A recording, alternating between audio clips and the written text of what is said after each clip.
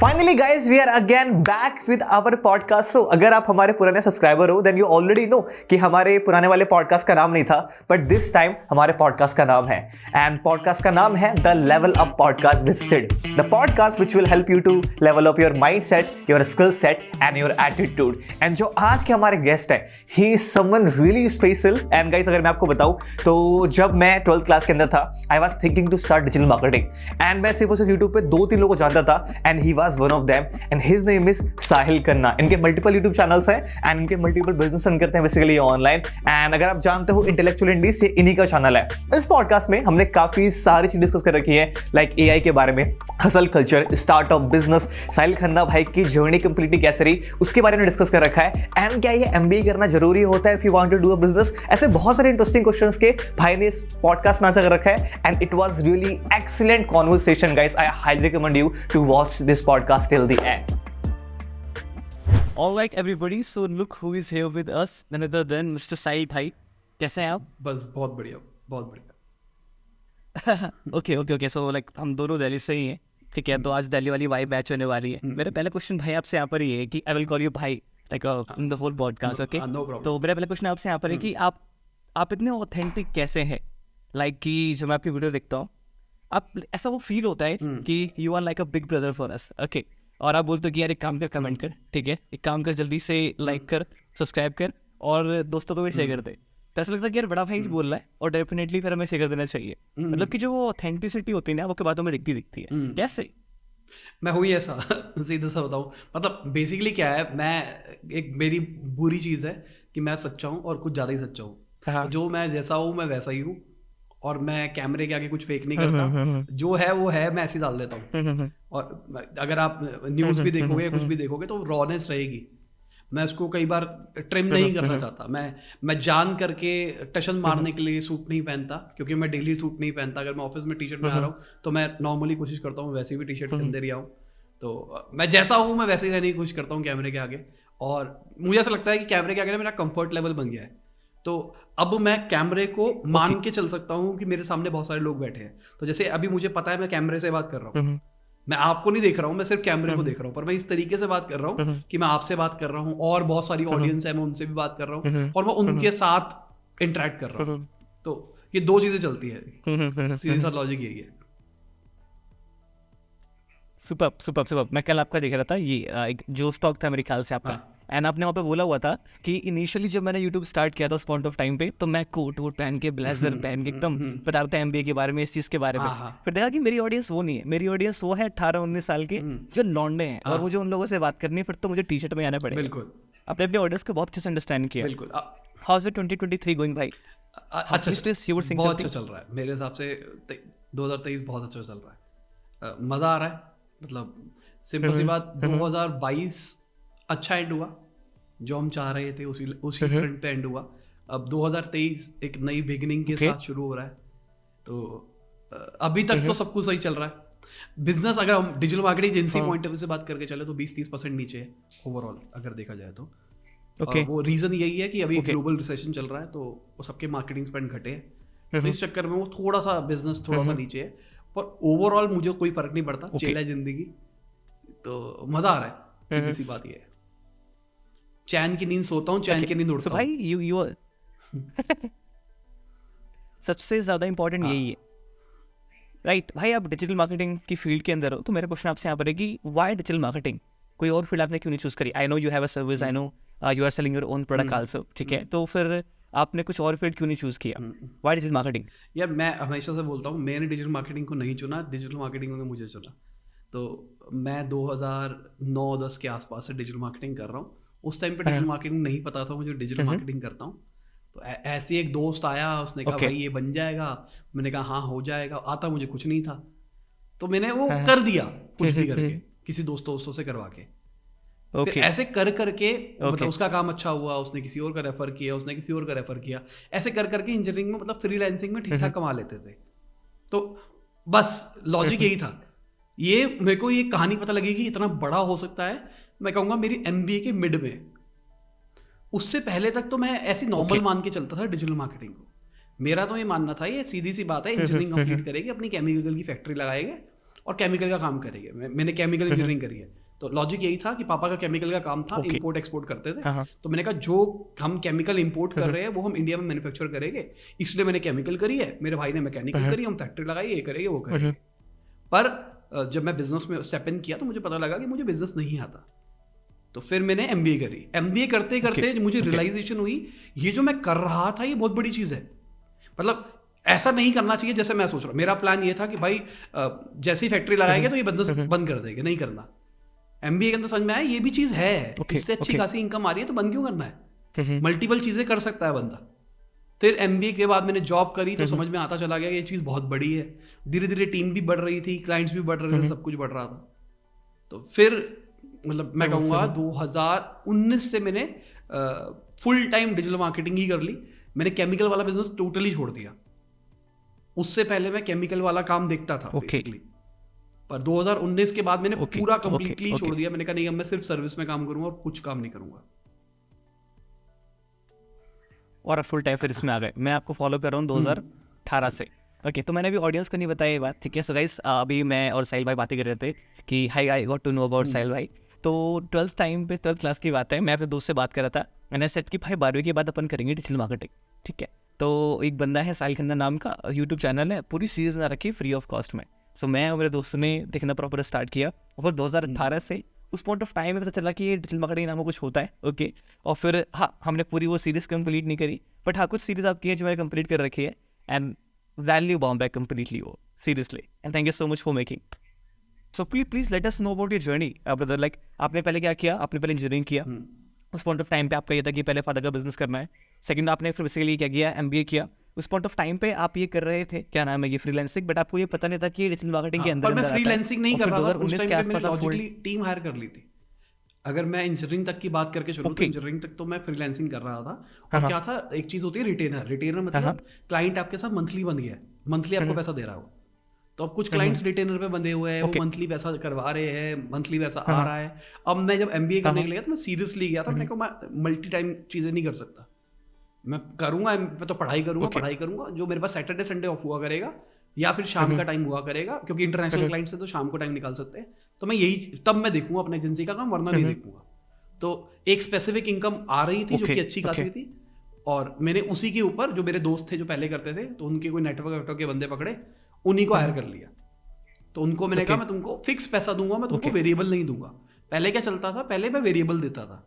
जैसे एग्जांपल के लिए कि हमने किसी की वेबसाइट बनाई, 50,000 रुपए लिए, तो 50,000 रुपए में मैंने उनको किसी को 10,000 दे दिए, किसी को 15,000 दे दिए, और 20-25,000 रुपए अपने पास रख लिया।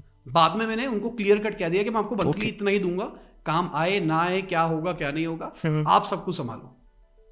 तो मतलब MBA के टाइम पे ही ये टीम बिल्डिंग वाला सीन शुरू हो गया था। पर लॉजिक यही था कि इतना ही रखेंगे और कुछ नहीं करेंगे।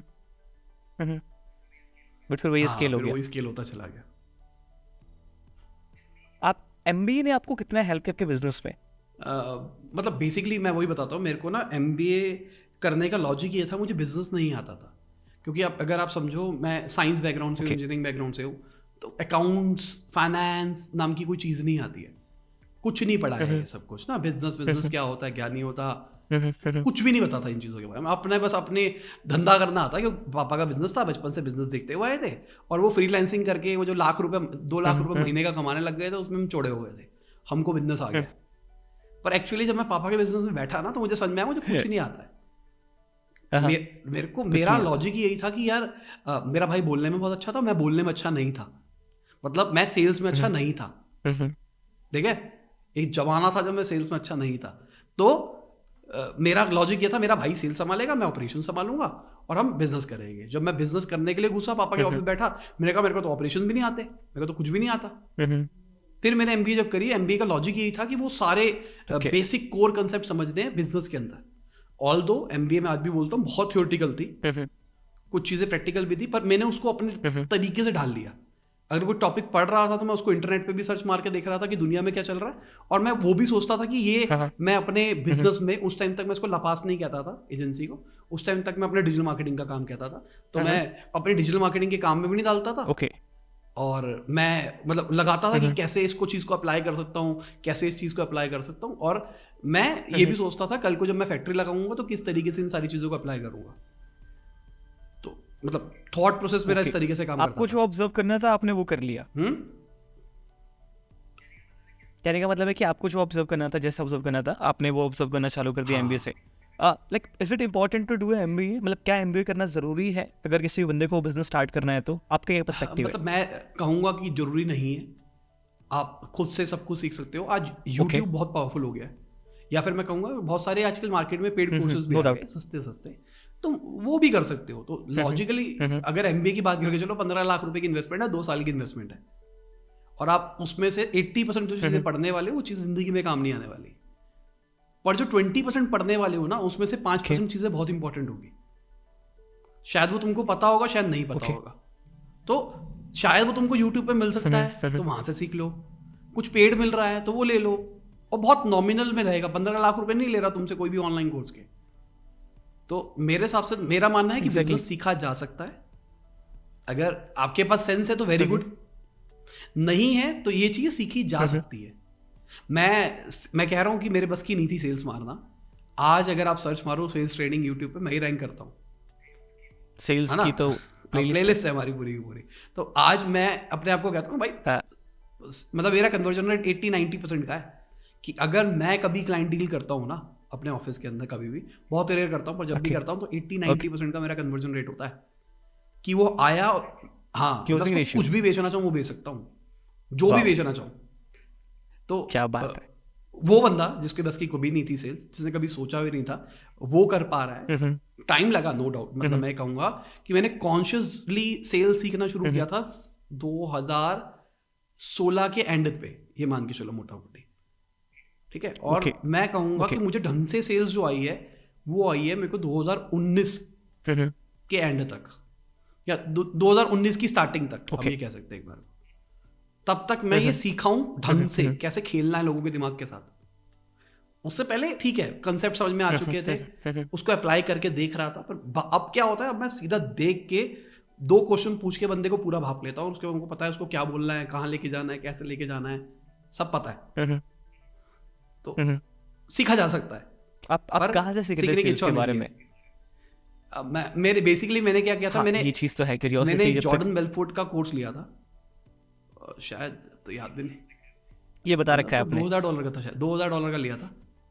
तो मेरा प्लान यही था, स्ट्रेट लाइन परसुएशन। तो मेरा लॉजिक यही था कि मैं सीखूंगा, और मेरा सबसे अच्छा तरीका है कि कुछ सीखो और उसको लोगों को सिखा दो, तो जिंदगी भर याद रहता है। तो मेरा तरीका यही था कि भाई सीखूंगा और वही चीज मैं यूट्यूब पे डालता रहूंगा। तो मैं सीखूंगा, अपने हिसाब से उसको मोल्ड करूंगा, क्योंकि वो जो कंटेंट है वो पुराना कंटेंट है, बहुत सारी चीजें आज के टाइम पे काम नहीं करती, बहुत सारी चीजें चेंज हो चुकी है।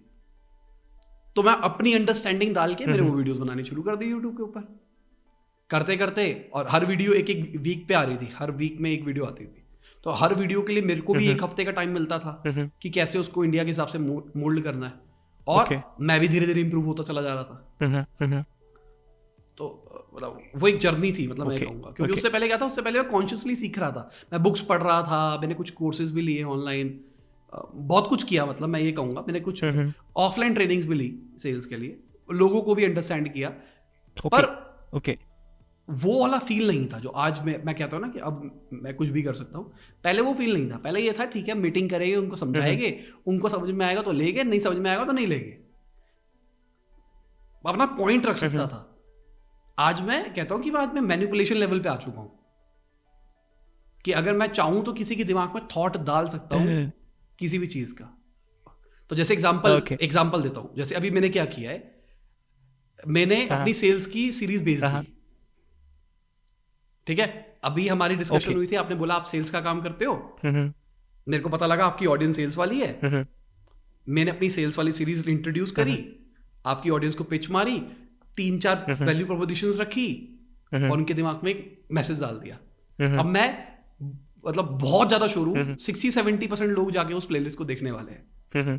तो दिस इज मतलब इस लेवल का काम आ गया मुझे, और सोचना भी नहीं पड़ता, वो कॉन्शियसली हो जाता है, सबकॉन्शियसली, इनफैक्ट सबकॉन्शियसली हो जाता है। एक्सीलेंट। अभी अभी अभी यू सेड वन थिंग कि मैनिपुलेशन, तो क्या सेल्स मैनिपुलेशन है according to you? What do you think? यार देखो, सिंपल सी बात, मैनिपुलेशन कुछ नहीं होता। मैं आपको समझाता हूँ। मेरा मानना है कि अगर आपको कोई प्रोडक्ट लेना है तो आप लोगे, अगर नहीं लेना तो नहीं लोगे, ये बाय डिफॉल्ट चीज है, ठीक है। पर अगर आपको प्रोडक्ट लेना है तो आपके पास में 50 ऑप्शंस है, आप मेरा प्रोडक्ट ही क्यों लोगे? तो इसको मार्केटिंग टर्म में कहते हैं पोजीशनिंग। एग्जैक्टली, कि हमको उसके दिमाग में छा जाना है कि हमसे बढ़िया कुछ नहीं है इस चीज के अंदर। तो मेरा मानना है, मेरा जो लॉजिक जनरेट किया हुआ है, मेरा लॉजिक ये कहता है कि अगर मैंने उसके दिमाग में पोजीशनिंग कर दी कि मैं सबसे सुपीरियर हूं उस चीज के अंदर, बूम, खत्म। क्या मैं सबसे सुपीरियर हूं? पता नहीं। जैसे अभी मैं सेल्स प्लेलिस्ट की बात कर रहा हूं, मैच नहीं करता है। क्या दुनिया में मेरे से अच्छी सेल्स कोर्स किसी ने नहीं बनाया होगा? पर मैं तो ऐसी जबरदस्ती बोल गया ना कि ये है। एग्जैक्टली। तो दिस सॉर्ट ऑफ कह सकते हो, ये मैनिपुलेशन ही तो हो गया। मैंने तुम्हारे दिमाग में एक बायसनेस क्रिएट कर दी, मेरा जिससे तुमको ऐसा लगने लग गया हाँ भाई ऐसा ही होगा। हाँ, ओके। मेरा मानना इस पर ये है कि मैंने कल ही वीडियो शूट किया, 3 वीडियो अपने यूट्यूब के लिए। तो मेरा टॉपिक यही था, सेल्स स्किल्स टू मैनिपुलेशन। और ये वीडियो मैंने टॉपिक इसलिए चूज किया था, मेरे भाई है अमित, उनका बहुत ही बैड एक्सपीरियंस है MLM वर्ल्ड के अंदर में। तो ही सेड कि यार सेल्स ना मैनिपुलेशन होता है। तो मैं बहुत हंसने लगा इस चीज़ पे। तो फिर मैंने क्या एक्सप्लेन किया बताता हूँ ऑडियंस के यहाँ पे। मैं कहता हूँ कि मैनिपुलेशन आपका जीरो सम गेम है, सेल्स आपका जीरो सम गेम नहीं है। जीरो सम गेम का मतलब होता है कि ऑडियंस के लिए कि वो जीत रहा है, एक हार रहा है। हाँ, एक जीत रहा है, एक हार रहा है बेसिकली। अभी क्रिकेट हमारा जीरो सम है, मतलब कि कोई जीत रहा है, कोई हार रहा है, रॉबरी कोई कर रहा है। तो अगर आप सेल्स का मतलब है कि आप जीत रहे हो, मैं जीत रहा हूँ, राइट? तो है तो वो सेल्स एक स्किल, बट हम दोनों यहाँ पे जीत रहे हैं। लेकिन अगर मैंने सेलिंग स्किल का यूज करके आपको मैंने चीट किया, this is called manipulation, right? तो अगर आपका फायदा हो रहा है, संजय बंदे का लॉस हो रहा है, आप इसको स्कैम, फ्रॉड, मैनिपुलेशन आप इसको बोल सकते हो। बट अगर दोनों बंदे जीत रहे हैं, so this is called sales. Sales zero sum game नहीं है, ठीक है। मैं ये वीडियो में डाल रखा है, शायद कल पास हो जाएगी लाइव होगी। ऐड करूंगा। सेल्स एथिक्स भी होती है एक चीज, ओके, ठीक है। अब आपको सेल्स टेक्निक आ गई है, मतलब आप बेच कुछ भी सकते हो। पर अब आप जो बोल रहे हो कि किसी को एक्चुअली जरूरत है उसको बेचना, और जबरदस्ती किसी को भी बेचना।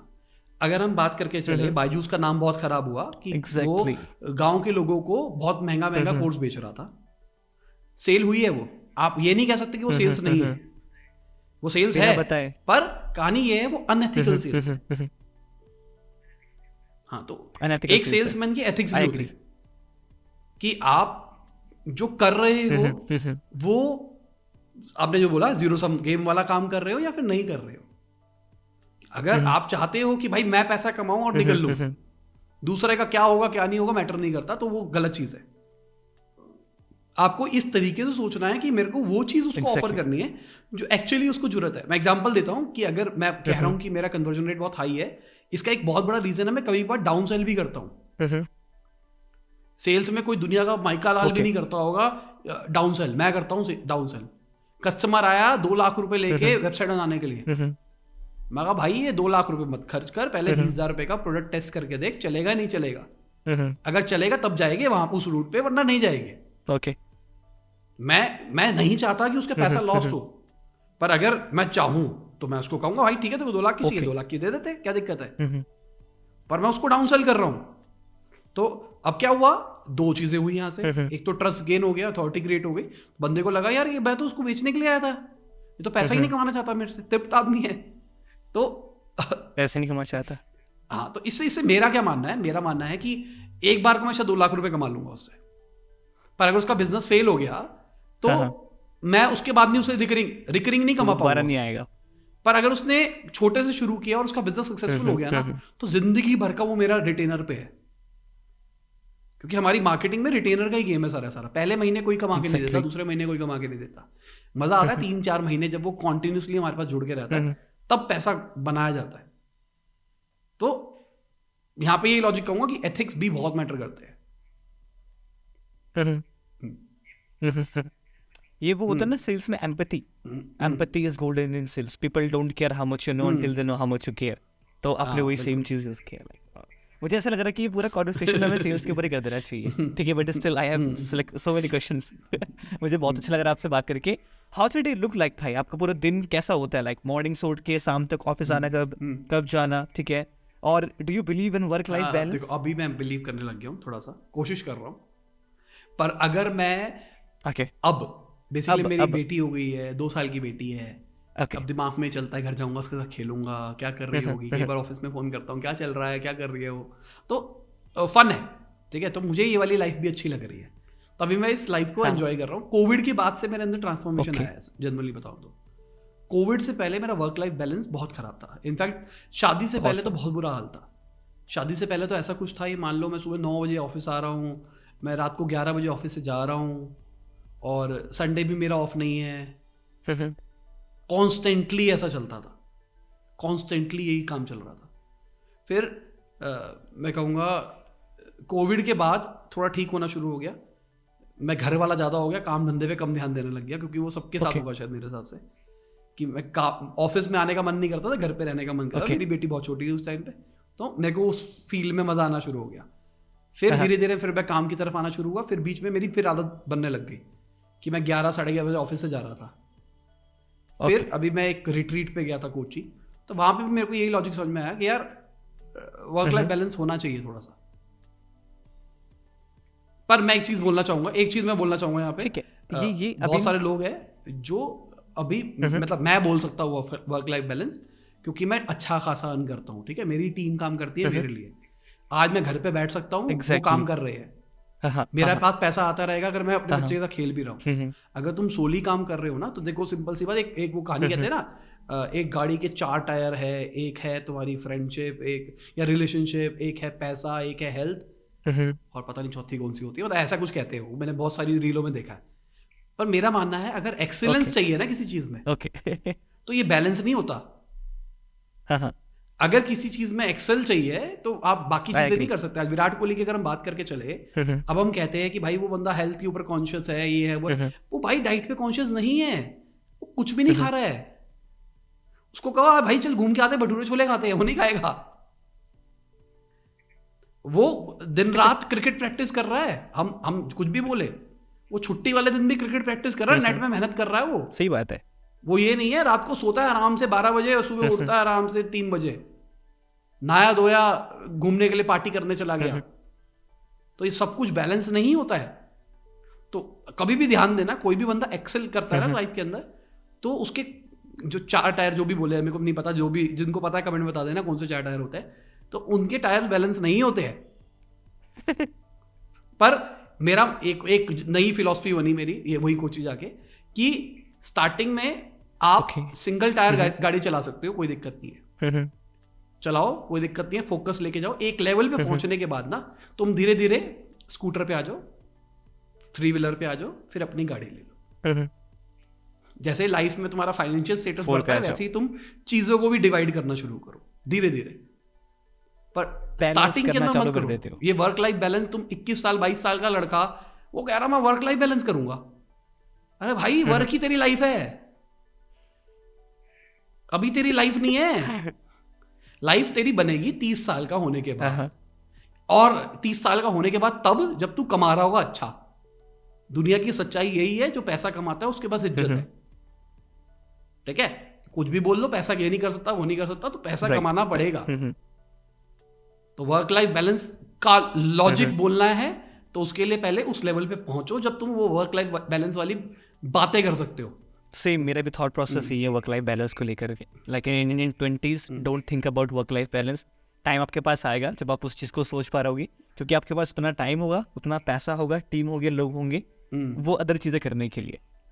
राइट, ब्यूटीफुल आंसर भाई। और मैं बात कर रहा था कि how do day look like, आपका दिन कैसा लाइक चाहता है स्टार्टिंग से लेकर एंड तक? एक कोई भी रूटीन फॉलो नहीं कर रहा हूँ मैं पिछले ऑलमोस्ट 2-2.5 महीने से कहूँगा मैं। मतलब कभी मैं सुबह 6 बजे भी उठ रहा हूँ, ओके, कभी मैं 5 बजे भी उठ रहा हूँ, कभी मैं 10 बजे भी उठ रहा हूँ, ओके, कभी मैं ऑफिस 10-11 बजे भी पहुँच रहा हूँ, कभी मैं 1 बजे पहुँच रहा हूँ, कभी मैं जा ही नहीं रहा हूँ, कभी मैं रात को 10 बजे भी सो रहा हूँ, कभी 12 बजे भी सो रहा हूँ, कभी सुबह 5 बजे सो रहा हूँ। तो अभी का जो मेरा, ये आपकी फेवर में काम कर रहा है या फिर मैं वही कह रहा हूँ ना, अभी मेरे को मजा आ रहा है, ठीक है। सिंपल सा लॉजिक है। अगर कोई ऑफिस में ज्यादा काम है, उसके चक्कर में ऑफिस से लेट हो रहा है, कोई दिक्कत नहीं है, लेट चले जाएगी। कुछ काम रह गया घर जाके कर लेंगे। तो अभी क्या मैंने नया तरीका बनाया कि अगर 8 बज गए 9 बज गए ना, तो मैं ऑफिस से जाने की कोशिश करता हूँ 9 बजे तक। 9 बजे तक पहुंच गए, काम पेंडिंग भी है तो घर जाके कर लेंगे। अब काम पेंडिंग था, घर जाके कर लिया, बेटी के साथ भी खेल लिया थोड़ी देर, फिर बैठ के काम कर लिया, बज गए 1-2, फिर थोड़ा टीवी भी देख लिया, वेब सीरीज देख ली, कुछ भी देख लिया, फिर सो गए। अब लेट सोए तो आराम से उठेंगे।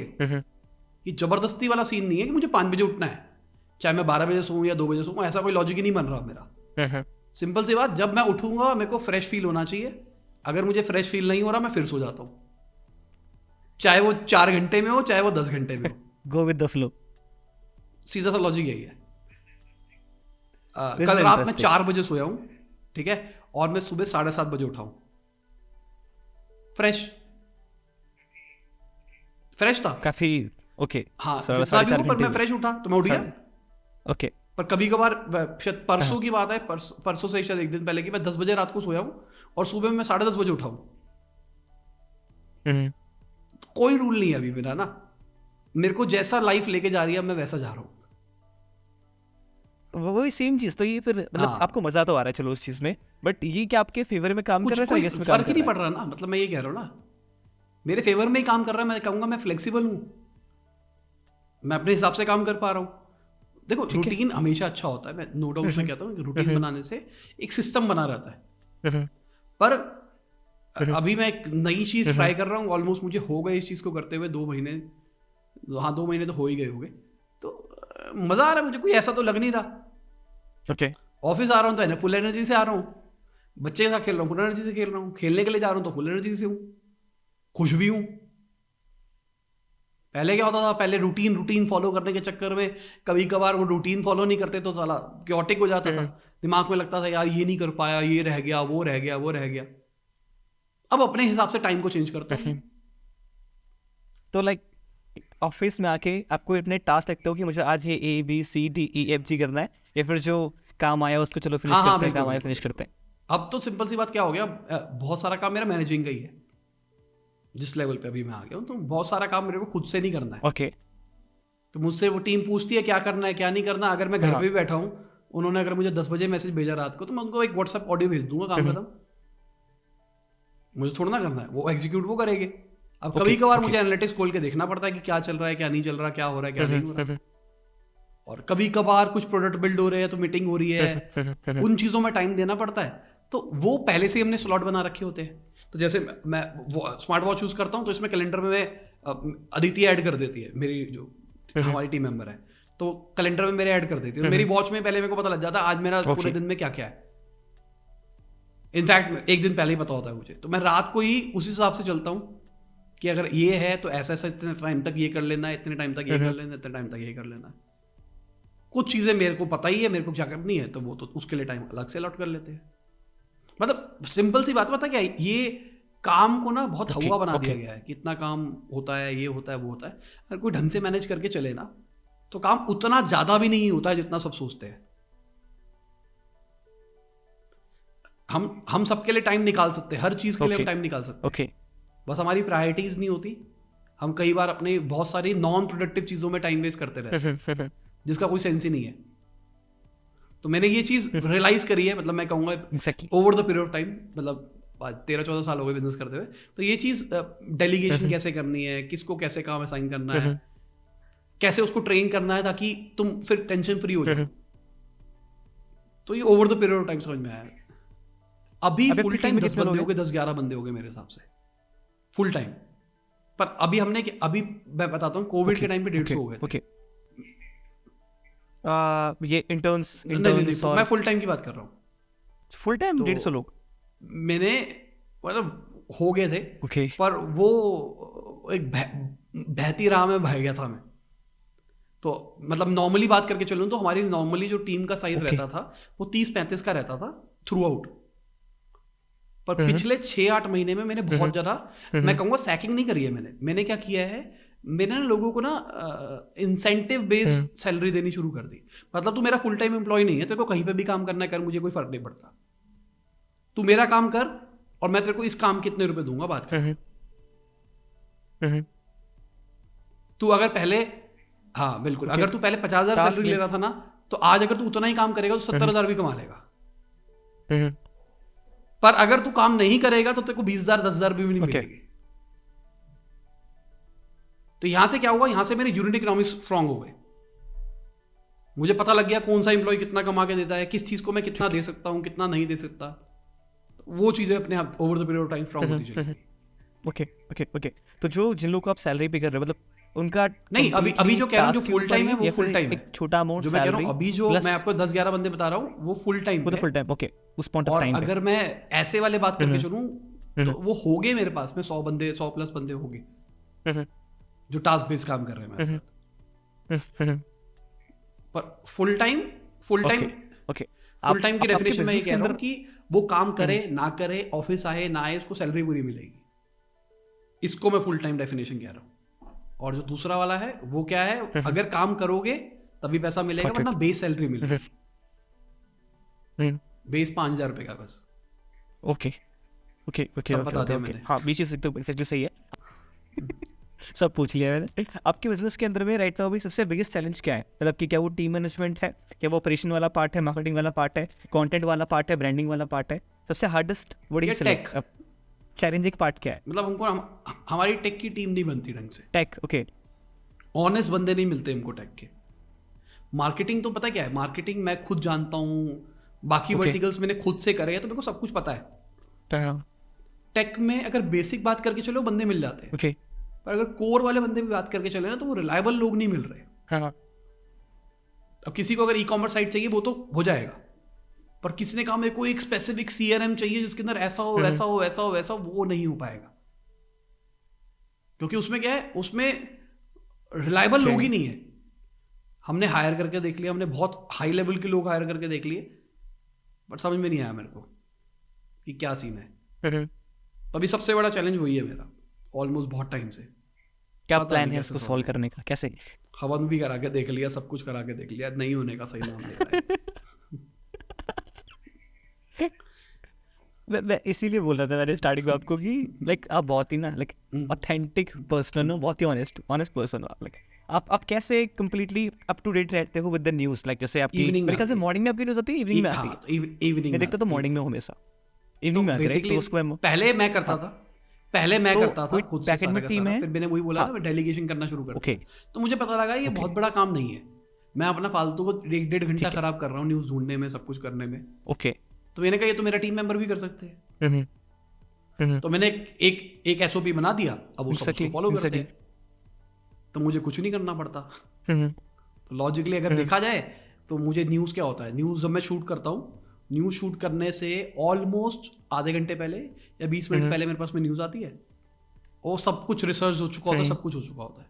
मैं रिव्यू मारता हूँ, पूरा पढ़ लेता हूँ सब कुछ, क्या है क्या नहीं है। अगर कोई क्वेश्चन होता है तो उनको डाल देता हूँ कि मेरे को यार ये वाला रिसर्च करके बता दे, तो वो रिसर्च करके भी मेरे को बता देता। मैं रिसर्च ही नहीं करता। ओके। जो भी क्वेश्चन पूछ रहा होता हूँ उनको कहता हूँ, वो रिसर्च करके मेरे को देते हैं। बस मुझे पता लग गया अब न्यूज़ क्या है क्या नहीं है।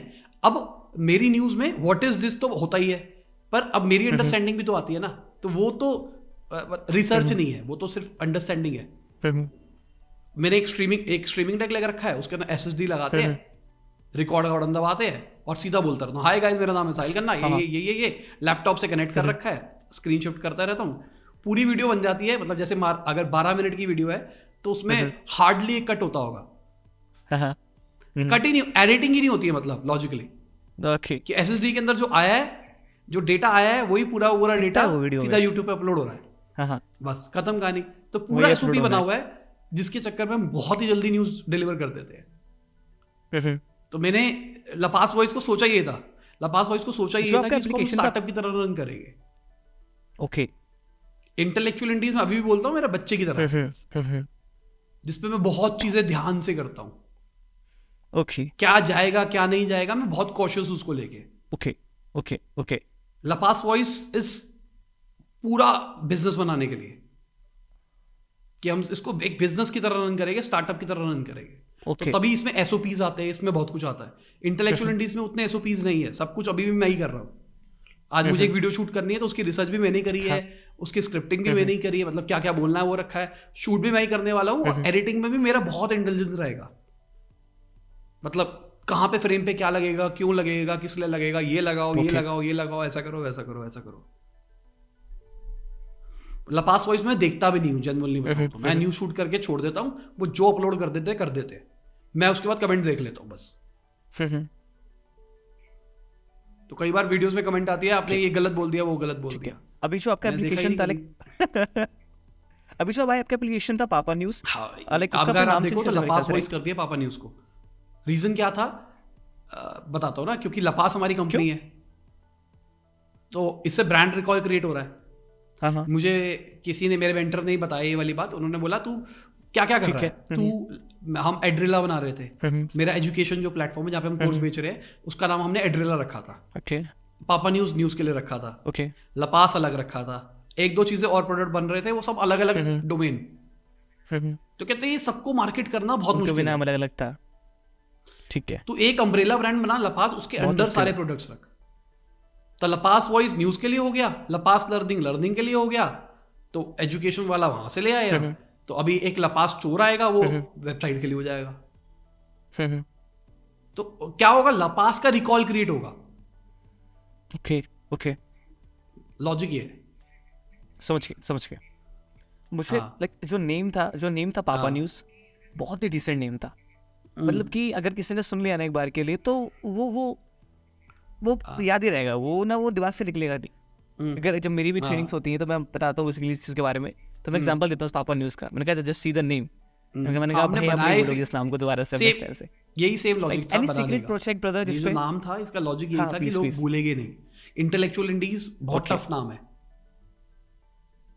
तो इसलिए पापा न्यूज़ रखा गया था। हाँ, डोमेन अभी भी है मेरे पास।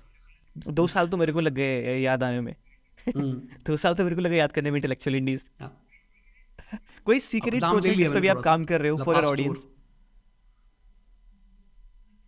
स्टोर STOR, अभी कुछ नहीं मिलेगा, स्टोर लाइव होगा तो सीधा ही लाइव होगा। अभी आप रिसर्च भी नहीं कर पाओगे, मतलब रिसर्च करके भी किसी को नहीं मिलेगा कि क्या है क्या नहीं है। ओके, ठीक है। समटाइम्स ऐसा होता है ब्रदर कि जो कंटेंट होता है वो बैकफायर करता है। आपने कोई अपना ओपिनियन दिया, ठीक है, बहुत सारे लोग आ रहे हैं, आपके गेस्ट आ रहे हैं, उस पॉइंट ऑफ टाइम पे क्या वो मेंटल ब्लॉक आपका होता है कि यार उसके बारे में आप सोचे जा रहे हो, कमेंट्स रीड करे जा रहे हो, और कहना है वो चीज़ आपके काम को इफेक्ट कर रहा है। ये चीज़ मेरे साथ अक्सर होती है। मतलब मैं एग्जांपल देता हूँ, मैं पॉलिटिक्स की बात नहीं करता लपास वॉइस पे, पहले करता था, अब नहीं करता। मैं पहले, क्योंकि मैं क्या हूँ, मैं ऑनेस्ट वाला सीन है ना, जो ओपिनियन है वो ओपिनियन है, बात खत्म। तो मैं अपनी ओपिनियंस को लेके स्ट्रांग हूँ और मैं किसी से डरता भी नहीं, मैं बोल देता हूँ कुछ भी। तो फिर मैंने रियलाइज किया कि यार एक हमारे को एक स्पेसिफिक ऑडियंस देख रही है जो आम आदमी पार्टी सपोर्टर है, एक स्पेसिफिक ऑडियंस देख रही है जो बीजेपी सपोर्टर है, एक है जो एंटी बीजेपी है, बाकी कोई भी पार्टी आ जाए कोई फर्क नहीं पड़ता, पर वो एंटी बीजेपी है। तो अब मैं बीजेपी की तारीफ कर रहा हूँ तो वो 2 बंदे मेरे पे चढ़ रहे हैं, मैं बीजेपी की बुराई कर रहा हूँ तो बीजेपी की पार्टी वाले बंदे मेरे ऊपर चढ़ रहे हैं। तो मैंने यही चीज रियलाइज करी, मैंने कहा इन चीजों से दूर रहो, किसी को क्या करना क्या नहीं करना, क्योंकि देखो भाई बच्चे वाला हो गया हूँ, बंदों का कोई भरोसा नहीं होता है, कुछ भी कर दे। तो इट्स बेटर कि मत लो पंगे, अपना ओपिनियन शेयर ही मत करो। मेरी बीवी मेरे को बहुत सुनाती है इस बारे में कि तुम कुछ भी बोल देते हो, ऐसे थोड़ा ना होता है। अभी रिसेंटली मैंने एक वीडियो बनाई है इंटेलेक्चुअल इंडीज के ऊपर, तो बहुत बार बोला उसने मेरे को, क्योंकि मेरे को स्टार्टअप फाउंडर से भी मैसेज आ गए मेरे पास। क्या ना, जो मैनिपुलेशंस वाली वीडियो है, हाँ, जो फ्रॉड वाली वीडियो है, देखिए वीडियो भी आ गया था, तुमने क्या किया है, क्यों किया है, नहीं करना चाहिए। आप बोल दिया छोड़ो।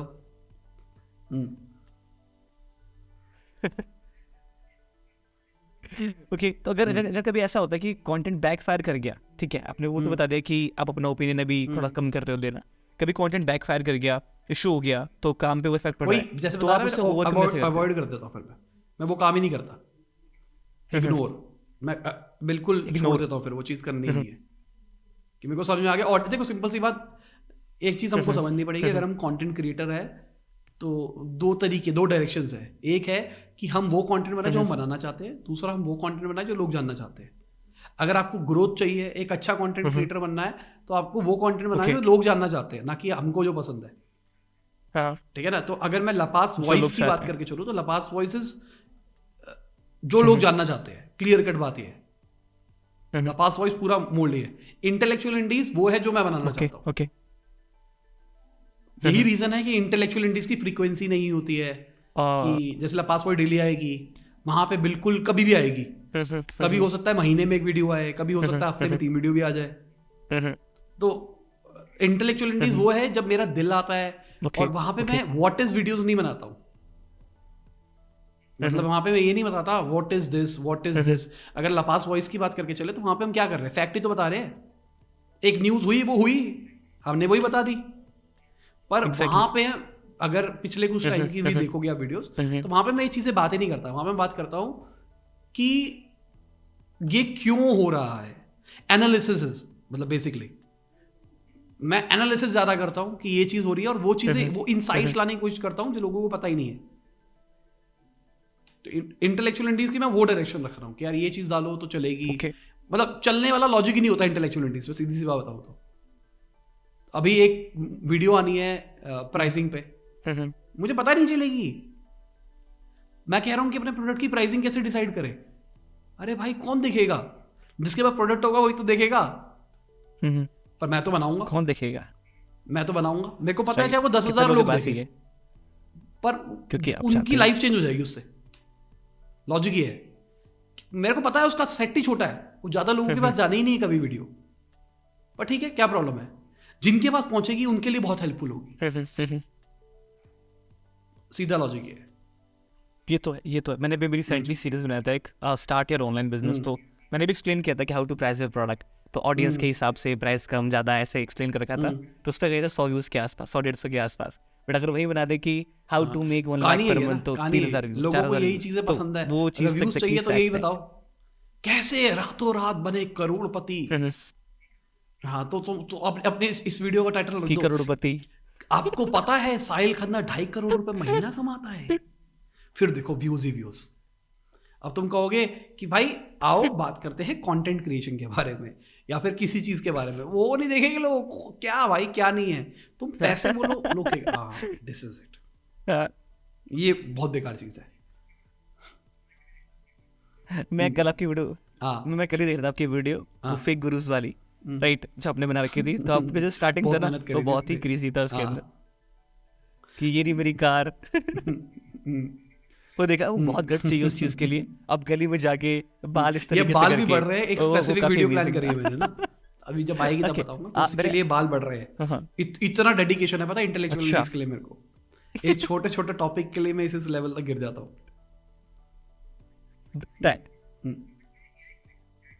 ओके। आपका थॉट क्या है एआई को लेकर, चैट जीपीटी को लेकर? मतलब अच्छा है, मेरे को अभी भी लगता है कि सब एआई को गलत डायरेक्शन में लेके जा रहे हैं। वो सोच रहे हैं कि जॉब खा जाएगा, जॉब खा जाएगा। मैं अभी भी बोलता हूँ जॉब खा जाएगा। पर जो स्किलफुल लोग होंगे ना, वो इससे बहुत ज्यादा पैसा कमा पाएंगे। ये बहुत सारी चीजों को सही डायरेक्शन में लेके जाएगा, बहुत सारी चीजों को उसको लेवरेज करेंगे वो। और हमको ये चीज समझनी पड़ेगी, एआई ऑटोमेट नहीं कर रहा है। एआई काम को आसान कर रहा है और आपके पास में ऑप्शंस ला के दे रहा है। सिलेक्ट एट क्लास आपको ही करना है। अगर मैं अपनी बात करके चलूँ तो आज हम सबके सब चैट जीपीटी सुन रहे हैं। हम ओपन एआई स्टार्टिंग से यूज कर रहे हैं, ठीक है। चैट जीपीटी 3 है, 2 और 1 के बारे में कोई क्यों नहीं बात कर रहा, और 4 के बारे में कोई क्यों नहीं बात कर रहा? ये बताओ ना, क्योंकि 4 ओपनली अवेलेबल नहीं है। डेवलपर एपीआई है हम लोगों के पास, तो हम यूज कर सकते हैं, ओपनली लोग यूज नहीं कर सकते। सिमिलरली अगर हम ओपन एआई की बात करके चले, ओपन एआई के पुराने वर्जन्स भी थे। तो अगर मैं बात करके चलूं, ऑलमोस्ट 2 साल हो गए मेरे को एआई कंटेंट जनरेट करते। ये हवा अभी उठ रही है, पर हम 2 साल से कर रहे हैं। जो मैं कह रहा हूँ ना, कोविड के अंदर मैंने टीम आदि कर दी, ये कर दिया, वो कर दिया। ये एआई टूल्स ही उसके बहुत बड़े रीजन है। पहले हमारे को कंटेंट की टीम चाहिए होती थी बड़ी, क्योंकि सिंपल सा लॉजिक क्या होता था कि आप एक कंटेंट वाला एक ब्लॉग, एक क्लाइंट आ रहा है जिसका एसईओ करना है हमको, वो फूड से है, एक फाइनेंस से है, एक डॉक्टर है, एक डैश है। तो अलग अलग इंडस्ट्री के लिए अलग अलग एक्सपर्ट्स चाहिए होते थे जो उस टाइप का कंटेंट लिख सके। पर आज व्हाट इज वाला कंटेंट एआई दे देता है। अब आपको एक रिव्यूअर चाहिए। पहले क्या होता था, पहले उसके लिए पूरा कंटेंट, पूरा मेहनत करने के लिए एक बंदा चाहिए होता था। आज आपको एक रिव्यूअर चाहिए जो रिव्यू मारेगा बस। वेबसाइट का कंटेंट होता था, उसके लिए कॉपीराइटर चाहिए होता था। तो जो 10-15 बंदों की कॉपी राइटिंग की टीम होती थी, आज 2 बंदे कर देते हैं सारा का सारा का। आप कैसे यूज कर रहे हो AI को? किसी की वेबसाइट बना रहे हैं, तो हम वेबसाइट बनाने के लिए जो हेडिंग वेडिंग जनरेट करनी है, तो पहले बहुत सोचना पड़ता था, रिसर्च करनी पड़ती, सब कुछ करना पड़ता था। आज AI टूल्स हेडिंग जनरेट करके देते हैं एक क्लिक के अंदर। हम किसी की क्लाइंट की फेसबुक ऐड चला रहे हैं एग्जांपल के लिए, तो उसके ऊपर डिस्क्रिप्शन बनानी होती थी, नीचे ऐड की कॉपी बनानी पड़ती थी, आइडियाज बनाने पड़ते थे। आज यही बना के देना ना अपने को। प्रॉब्लम क्या है? तो जो बहुत सारा रिसर्च का काम था ना, वो खत्म कर दिया AI ने। सबसे इंपॉर्टेंट चीज ये है AI की। अभी मैं कहूंगा इमेज क्रिएशन के अंदर अभी AI उस लेवल पे नहीं पहुंचा है, पर वो टाइम दूर नहीं, मतलब मैं बहुत टाइम, मतलब कह रहा हूं मैं 1-1.5 साल के अंदर ही हम देखेंगे इमेज क्रिएशन भी उस लेवल की होने लग जाएगी। अभी क्या हो रहा है, मिड जर्नी आ गया या फिर डेली आ गया, या कैनवा ने भी निकाल दिया है, ठीक है। तो यही 2 है मेजरली अगर देखा जाए तो, मिड जर्नी और वो। तो इसमें क्या काम चल रहा है, आपको कमांड लिखनी है, उस पर इमेज बन रही है। मैं कह रहा हूं कि इसके ऊपर भी जो टूल बन सकता है ना, आप अपने बिजनेस के बारे में लिखो, 1 क्लिक करो कि वेबसाइट बन गई। कंटेंट भी पता है उसको लेआउट भी पता है, उसको इमेजेस भी पता लग गई बाय डिफॉल्ट कि क्या क्या होगा, क्या क्या नहीं होगा। और आपने पैसे डाले, आपकी एड्स भी चला दी अपने आप। नहीं अभी नहीं है, मतलब मैं ऐसे कह रहा हूं कि अगर AI ये भी तो होगा ना, होगा, मतलब सिंपल सी बात है, AI ये सब कुछ करेगा। अभी प्रॉब्लम क्या है, AI बॉटल कर रहा है इमेजेस में, सही सी बात है, और 1-1.5 साल में ये भी कर देगा। ओके, हाँ, हमने बेसिकली ब्लॉग लिखा है with the help of AI। Covid के आसपास में एक पूरी ब्लॉगिंग साइट बनाई थी, जिसमें हम AI कंटेंट पे ब्लॉग डाल रहे थे। बेसिकली सिंपल सी बात यार, हम ना बिजनेस को हैंडल करते हैं, हम किसी को ऐसे छोटे बंदे को हैंडल नहीं करते, तो उसका मिलियंस का ट्रैफिक है और अच्छा खासा प्रॉफिट आ रहा है, तो हम उसमें ना उल्टे सीधे एक्सपेरिमेंट नहीं कर सकते कभी भी। तो हम क्या करते हैं, पहले उसको बीटा रन करके देखते हैं कि वो काम कर रहा है या फिर नहीं कर रहा है। जब वो करता है तब हम उसको स्केल करते हैं क्लाइंट के ऊपर। तो हमने ऑलमोस्ट दिन के 50-60 ब्लॉग्स डालते थे हम, AI से जनरेट करके, रिव्यू करके। ये नहीं कि बस क्रिएट किया, कॉपी पेस्ट मार दिया, क्रिएट किया, रिव्यू मारा, उसको सही इंप्रूव किया, उसको ऐसे ऑप्टिमाइज किया, उसमें इमेजेस डाली, फिर उसको लाइव करते थे। दिन के ऐसे 50 ब्लॉग्स डालते थे। तो स्टार्टिंग में तो ट्रैफिक आया, नो डाउट, झूठ क्या बोलूं, पर अचानक ही 8-9 महीने पहले ट्रैफिक बिल्कुल डेड हो गया। तो सिंपल सी बात, गूगल डेड कर गया। तो ब्लॉग्स के लिए AI इज नॉट गुड। कोई कुछ भी बोलता रहे, सब झूठे हैं। ब्लॉग्स के लिए AI is not good, results नहीं आ रहे। और मैं बहुत स्केल की बात कर रहा हूँ, उस स्केल की बात कर रहा हूँ। तुम छोटे नीच की बात कर लो तो एक बार को काम कर जाएगा, पर बड़े पे काम नहीं करेगा, ढंग से काम नहीं करेगा बिजनेस के लिए। मैं करने वाला था, मैं ऑनेस्टली बोलूँ तो मेरा प्लान था, लाइक इस मंथ का ही प्लान था मेरा कि मुझे कुछ लाइक आर्टिकल्स, कुछ ब्लॉग लिखने अपने क्या ना वेबसाइट के लिए। तो थैंक यू सो मच, आपने मुझे बता दिया। और एक अंदर की बात, खुद ही रेड करने पड़ेंगे प्रॉपर बैठ के। कुछ ट्रिक ढूंढ भी ली, आपने कोई हैक ढूंढ भी लिया एग्जांपल के लिए कि इससे गूगल डिटेक्ट नहीं करेगा, ऐसे नहीं करेगा, ऐसा नहीं करेगा, क्योंकि लोग उल्टे सीधा काम करते हैं। सिंपल सी बात यह है कि AI बहुत तेजी से ग्रो कर रहा है। आज जो है 6 महीने के बाद वो इसके डबल लेवल पे होगा। अब डबल क्या होता है, अभी हमको ऑलमोस्ट परफेक्ट आंसर मिल रहे हैं, डबल मतलब क्या होगा, उसके 6 महीने के अंदर उसका डबल हो जाएगा। तो अगर हम 2 साल की बात करके चले तो कहां लेवल पे होगा AI? परफेक्शन। तो सिंपल सी बात, अगर हम देखें, अभी डायरेक्शन देख रहे हैं हम, माइक्रोसॉफ्ट ने क्यों खरीदा ChatGPT, मतलब ओपन AI के अंदर क्यों इन्वेस्टर है वो, क्योंकि वो बिंग को रिवाइव करना चाहता है, और वो बिंग के अंदर ले भी आया है AI। तो सिंपल सी बात, ये व्हाट इज वाली जो चीजें है ना, ये तुम्हारा ब्लॉग रैंक नहीं करेगा, AI सीधा आंसर देगा। तो अगर ये तुम व्हाट इज के ऊपर ब्लॉगिंग पे पैसा कमाने का सोच रहे हो तो कुछ नहीं बनेगा। एनालिसिस AI कभी नहीं कर सकता ना, तो किस पे काम करेगा? ओपिनियन नहीं दे सकता AI की सबसे बड़ी सबने पिक्चरें देखी है, ठीक है ना, सबने पिक्चरें देखी है। कि AI आ जाएगा, दुनिया पे राज कर लेगा, ये कर लेगा, वो कर लेगा, वो कर लेगा। तो उसको रिस्ट्रिक्ट करने का सीधा सा लॉजिक ये है कि उसमें ओपिनियन खत्म कर दो, कि वो खुद से ओपिनियन पे डिसाइड नहीं कर सकता, वो सिर्फ जो है वो बता देगा आपको। तो सिंपल सी बात, जो है वो तो बता देगा, ओपिनियन कभी भी रिप्लेस नहीं होगी, एटलीस्ट अभी के टाइम पे तो। हाँ, कोई फ्यूचर में आ जाए फिर दुनिया राज कर लेगा, फिर AI हम पे राज करने लग जाएगा, फिर तो बात ये अलग हो जाएगी। पर अभी कोई टेंशन नहीं है। ओके सो मैं हम लाइक पॉडकास्ट एकदम एंड पॉइंट पे हैं। मेरे 2-3 क्वेश्चन बेसिकली और है अभी राइट नाउ। अगर कोई पर्सन अपनी जर्नी स्टार्ट कर रहा है लाइक एंटरप्रेन्योरशिप के अंदर में, डिजिटल मार्केटिंग के अंदर में, तो ऐसी कौन सी कोर चीज़ है जिस पे उन्हें इनिशियली काम करना चाहिए? और एग्जीक्यूशन प्लान सब करते हैं, सबके पास आइडियाज आते हैं, मार पता खाते हैं एग्जीक्यूशन पे। सिंपल सी बात, जिंदगी में सीख जाओगे, नहीं आता नहीं कोई चीज़, कर करके सीख जाओगे। इंटरनेट में रिसोर्सेज पड़े, कहीं ना कहीं से सीख जाओगे। मुद्दा ये है वो करने की चाह होना। 90% लोग बस प्लान करते रहते हैं अपना, एग्जैक्टली, फिर ये करूंगा 6 महीने में करोड़पति। वो पेपर पे लिखा हुआ आइडिया पड़ा है, एग्जीक्यूट नाम की कोई चीज नहीं हुई है। सिंपल सी बात, सच्चाई ये है, जब तुम इतना सा सोचते हो और उसको एग्जीक्यूट करते हो ना, तो तुम्हारे पास और आइडियाज आते हैं, फिर एग्जीक्यूट करते हो, फिर और आइडियाज आते हैं। तो तुम जो सोच के चले थे, एंड में वो कुछ और बन जाता है। तो ये बहुत प्लानिंग मत करो कभी भी जिंदगी में, मतलब जिंदगी में करो, और बिजनेस के अंदर बहुत प्लानिंग मत करो। एग्जीक्यूट करो, सोचो, एग्जीक्यूट करो, बेस्ड ऑन डेटा डिसीजन लो। बस सीधा सा लॉजिक ही है। Just to know your perspective, should everyone try entrepreneurship? क्या हर एक इंसान को ट्राई करना चाहिए? मतलब मैं तो सबको कहता हूँ, सब में है। तुमको लगता है कि नहीं है, देखो सिंपल सी बात, अपने घर वालों से मांग के चीजें ले लेते हो ना। ओके, घर वालों को कहते हो मुझे ये चाहिए, ये चाहिए, ये चाहिए, कन्विंस तो करते ही हो ना। सेल्समैन तो है ना तुम में, सब में कहीं ना कहीं एंटरप्रेन्योर बैठा है। तुमको घर से पॉकेट मनी मिलती होगी बचपन में पॉकेट मनी मिलती, तुम ही डिसाइड करते थे ना, मेरे को टॉफी लेनी है, च्युइंगम लेनी है या चिप्स लेने हैं। तो देखते थे ना तुमको अपना पैसा कहाँ इन्वेस्ट करना है। चीजें थी तुम में, बस तुम घबरा रहे हो चीजों को करने से। पर सिंपल सी बात, ये 100% श्योर भी नहीं है कि तुम एंटरप्रेन्योर बन के सक्सेसफुल हो जाओगे। पर कहानी ये है कि तुम जब तक ट्राई नहीं करोगे तब तक तुमको पता नहीं लगेगा तुम्हारे लिए वो चीज है भी या फिर नहीं है। आज जैसे मैं बात कर रहा हूं, अगर स्टार्टिंग में तुम हसल कर रहे हो तो तुमको 14-15 घंटे काम करना है, 16 घंटे काम करना है डेली बेसिस के ऊपर। अब तुम नौकरी कर रहे हो तो तुम 8 घंटे करके वर्क लाइफ बैलेंस भी कर रहे हो, तुमको पैसा भी मिल रहा है, सब कुछ सही है। तुम तृप्त तो जिंदगी में क्या चाहिए, और कोई गलत चीज थोड़ी ना जॉब करना।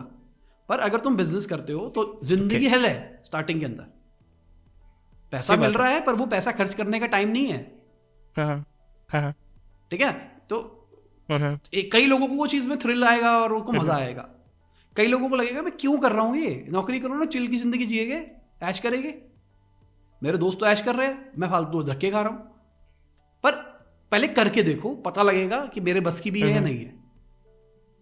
कुणाल सर का एक बहुत प्यारा क्यूट है उसके ऊपर भी कि everyone should try entrepreneurship, the worst case scenario will be an extraordinary employee. मतलब कि अगर आप फेल भी हो गए ना, तो अगर आप जॉब करने के लिए जाओगे तो आप और लोगों से बहुत ही डिफरेंट रहोगे। तो ये उनका थॉट प्रोसेस था। तो भाई हमारा लाइक ऑलमोस्ट सारे क्वेश्चंस एंड हो चुके हैं। अभी हम आते हैं हमारे एक क्विक गेम पे, ठीक है। I will ask some couple of questions और आपको तो वही मतलब rapid fire kind of stuff, okay. तो योर फेवरेट 3 बुक्स, स्ट्रेटेजाइजर की तीनों बुकें, तो वैसे लॉजिकली तो खत्म ही हो गई यहाँ पे बुकें। स्ट्रेटेजाइजर हैक करके एक बुक है, तो उसके तीनों बुकें, ओके। बिजनेस हैंडबुक, ओके, तीनों गए। लॉजिकली स्ट्रेटेजाइजर की 3 ही बुक है, अलग-अलग 3 बुक सीरीज। स्ट्रेटेजाइज ये क्या है? मतलब मैं सिंपल सी बात बताता हूं ना, मैं वो जो मैंने नहीं पढ़ा, मैं डेफिनेटली इसको रीड करूंगा। ठीक है, और वो मोटिवेशनल बुक नहीं होती है। जैसे अगर मैं रिच डैड पुअर डैड की बात करूं, तुम कर सकते हो, तुम पैसा कमा सकते हो, पैसे को समझो, ये वो बातें ये कर रहा है। जब बिजनेस हैंडबुक बात कर रहा हूं, बिजनेस हैंडबुक बात कर रहा है कि टीम कैसे बनानी है, केपीआईज कैसे डिसाइड करने हैं। स्ट्रेटेजी डिसाइड कर रहा है कि आइडिया कैसे ढूंढना है, वो फ्रेमवर्क्स बता रहा है। तो लॉजिकली अभी मैं यार वो हैंडबुक पढ़ने की कोशिश कर रहा हूँ, क्योंकि खत्म होने का नाम ही नहीं लेती। स्ट्रेटेजाइजर को ऑलमोस्ट खत्म करने में को 9 महीने लग गए होंगे, तीनों बुकों को खत्म करने में। क्योंकि वो क्या कहानी होती है, वो ना आप एक चैप्टर पढ़ते हो और आपके पास इतने क्वेश्चंस आ जाते हैं और वो आपको अपने आप से पूछने हैं। वो बुक आपको जिज्ञासु बना देती है कि यार ये मैं सही कर रहा हूँ या नहीं कर रहा, ये हो सकता है या नहीं हो सकता, ये ऐसा हो सकता है या वैसा हो सकता है। सीधा सा लॉजिक ये है। हाँ, अभी right now I am reading this, आप देख पा रहे हो लैपटॉप पे, मैं रीड कर रहा हूँ एक्सपर्ट सीक्रेट, रसल ब्रांसन। आपने रीड किया ये एक्सपर्ट सीक्रेट? हाँ, राइट। Your favourite food? हाँ, मुश्किल है, मेरे को सब पसंद है वैसे तो। पिज्जा पसंद है मुझे वैसे, आजकल नया ट्रेंड चल रहा है पिज्जा का। Your favourite movie Tamasha. Okay. Your favourite startup founder? Indian या ग्लोबल बात करें? ग्लोबल, इंडिया, कोई भी। वेम्बू जी, जोहो के। ठीक है। Your favourite startup? जोहो, वही। ओके, होम डू यू, आप किसको सबसे ज्यादा एडमायर करते हो? या शाहरुख खान, मुकेश अंबानी और शाहरुख खान दोनों। क्यों? मुझे मुकेश अंबानी का बताइए आप, ऐसा क्यों? सिंपल सा लॉजिक है कि अगर मैं उनको स्टडी करता हूँ तो उनमें बिजनेस सेंस बहुत अच्छी है, उनको पता है कैसे करना है, कैसे नहीं करना। अगर इंडिया आज हम यहाँ पे ये कर पा रहे हैं जूम के थ्रू, या फिर हम ये ऑनलाइन वीडियो शूट कर रहे हैं, लोग देख रहे हैं, जियो रेवोल्यूशन की वजह से ही पॉसिबल हो पाया है। आज हम सिर्फ कॉलिंग की बात करके चले, अनलिमिटेड कॉलिंग की जो वर्ड है ये जियो ही लेके आया है। 100%। इससे पहले भी जो रेवोल्यूशन फोन का लेके आया था वो भी रिलायंस ही लेके आया था, और वो भी मुकेश अंबानी लीड कर रहा था उस पीरियड को। तो जो बड़े बड़े रेवोल्यूशंस इंडिया के अंदर आए हैं ना, वो मुकेश अंबानी ने क्रिएट किए। मतलब वो इम्पैक्ट है, ओके, कहानी नहीं है, वही लेकर आए हैं। वो इम्पैक्ट है जो कि आपके सोचने का नजरिया बदल गया। Okay, your favourite movie? Tamasha. Okay. Your favourite place to visit? Bedroom. सो जाओ यार, जिंदगी सोते रहो, मजा मेरे को उसी में है।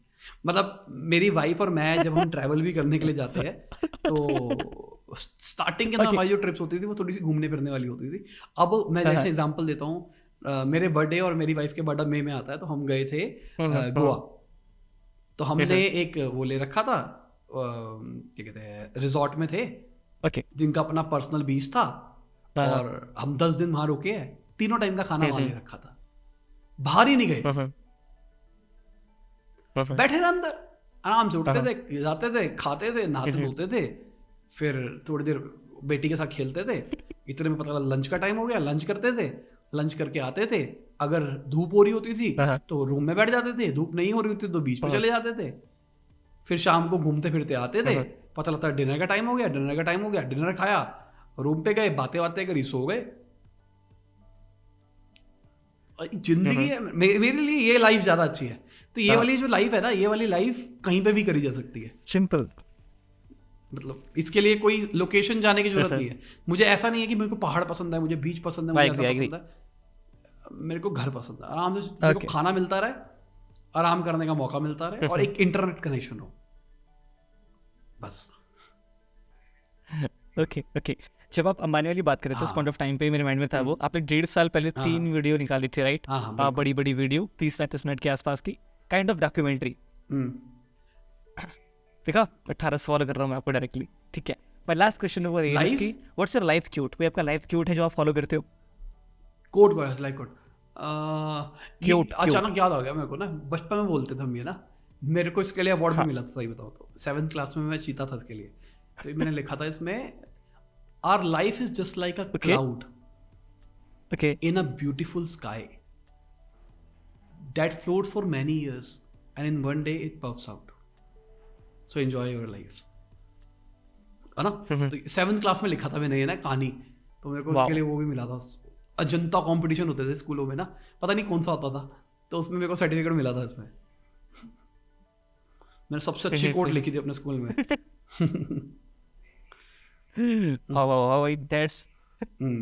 नहीं एक्चुअली है ये, और मीनिंगफुल भी है। मैंने एक रीजन क्वेश्चन पूछने का, बेसिकली मैं रील स्क्रॉल कर रहा था, परसों की बात है, तो वहाँ पे एक साउथ के वही हीरो थे, उनसे पूछा गया कि what's your life quote? He said कि don't die before you die. तो इट वाज लाइक बहुत ही डीप मीनिंग है इसका, है ना, कि डोंट डाई बिफोर डाई। बहुत सारी सर्कमस्टांसेस आप ऐसा वाला बोलना है तो फिर ऐसा है, are you doing your best? सवाल लग रहा है। बस खत्म, जिंदगी खत्म, फुल Okay. स्टॉप। अगर रात थैंक यू सो मच भाई। नहीं मैं बस ये बोल रहा था, जिंदगी खत्म हो प्लीज गई। Please go on.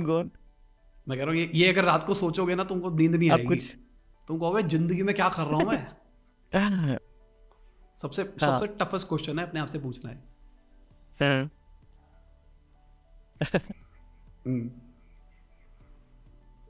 Exactly. Again. Thank you so much, Five, thank you भाई for accepting my invitation. Right, मुझे बहुत ही अच्छा लगा। मैं बोल सकता हूँ ये दिल से कि you are like a big brother, ठीक है। एंड मैं दोबारा बोलता हूँ कि you are the first person जिसको मैंने YouTube पे फाइंड किया था, and I got to know about the digital world, digital marketing. Right, and I am really glad कि मैं आज 1-to-1 कॉन्व कर पा रहा हूँ। डेफिनेटली फ्यूचर में कभी बगल में बैठ के मैं क्वेश्चन पूछ रहा हूँ आपसे, कभी वो भी करेंगी फ्यूचर पे। कोई लास्ट मैसेज ऑडियंस के लिए जो आप देना चाहो अपने साइड से, प्लीज। अपना बेस्ट करने की कोशिश करो डेली बेसिस के ऊपर, और साथ में लाइफ को एंजॉय भी जरूर करो। मतलब ये मत करो कि घिस दो और कल अगर तुम्हारा आखिरी दिन हो तुमको रिग्रेट ना हो, यार ये चीज़ कर लेता। करनी है करो, जिंदगी जो भी कर रहे हो ना दिल से करो, किसी को दिखाने के लिए मत करो। और फिर जो कर रहे हो फिर उसको 100% करो, हाफ हार्टेड मत करो। हाफ हार्टेड करना है तो मत करो, जो करना है अपने फुलेस्ट पे करो, वरना मत करो। Okay. Thank you. Beautiful. Like, again, thank you so much for that.